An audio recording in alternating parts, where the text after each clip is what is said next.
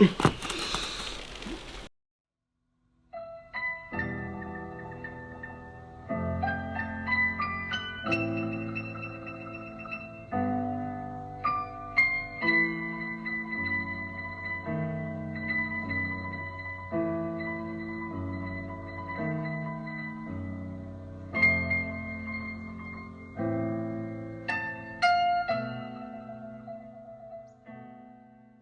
name is Mitch Woodward, and I've been climbing for 5.5 years, and I'm an outdoor climber.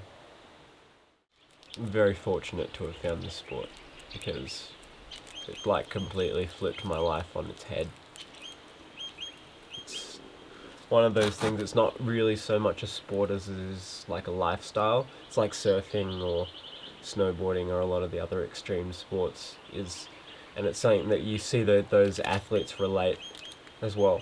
When you talk about climbing in Australia, Western Australia definitely doesn't come into the conversation very much. In terms of like bouldering, I have never been to an area like this. I feel like you would more likely have found this rock in the Grampians, which is, was the bouldering hotspot of Australia, and worldwide. People would travel all over the world. Like, it's nowhere near as big as that, but the different rock types, the style of climbing, it's very fun. There's a lot of roofs. There's a lot of really big boulders, so it's quite unique. And I hope that I'm not just biased, and I really hope that it is a step up. The first part of the boulder is going in and placing your pads. It's probably the most essential part, is making sure that you're not going to hit the ground, basically.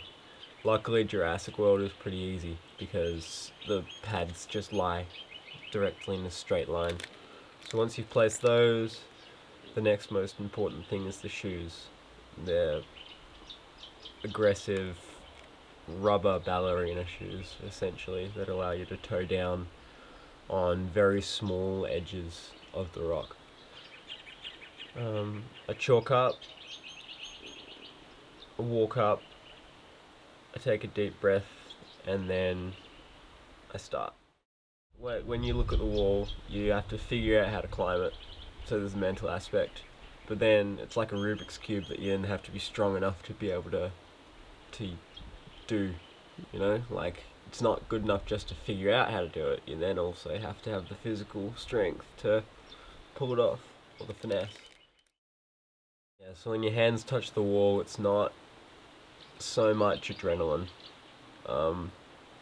Definitely it's a lot more of just a calming kind of sensation, where I flick into, like, I call it hyper focus, where everything disappears around me and all that I focus on is just the next move and where my hands and feet are, because I'm just so absorbed in it, and it's something different, and it's something that I haven't experienced anywhere else. What can happen on any project when you start falling off? I'm a little bit weird. My first thought is often, what is wrong with me? Which is often not the case. It's just, I used to be a lot more hot-headed than I am now. I used to throw my toys if I came off a bunch of times. But I've learnt with experience and just getting older that it's the most important thing is you just step back, chill out for a sec, and then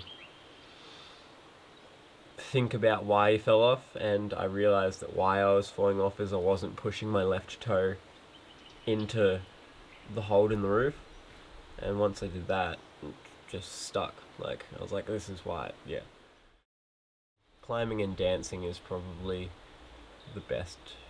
one of the best comparisons between two. It does feel rather choreographed sometimes. Other times it feels very unchoreographed and not nearly as finesse, but when you're in the zone and when you're going for it, it's very much like dancing. Very delicate.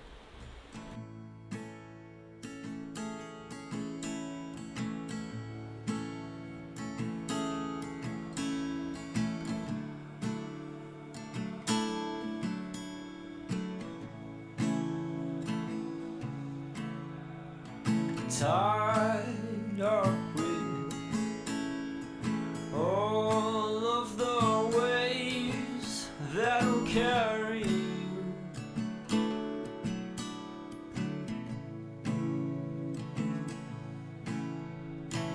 We're all friends here together.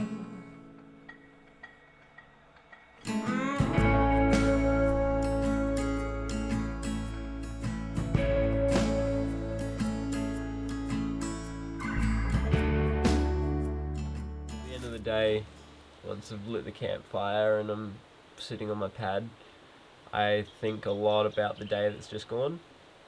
So I often will film myself climbing and I go back and analyze the footage, see what I could have done better.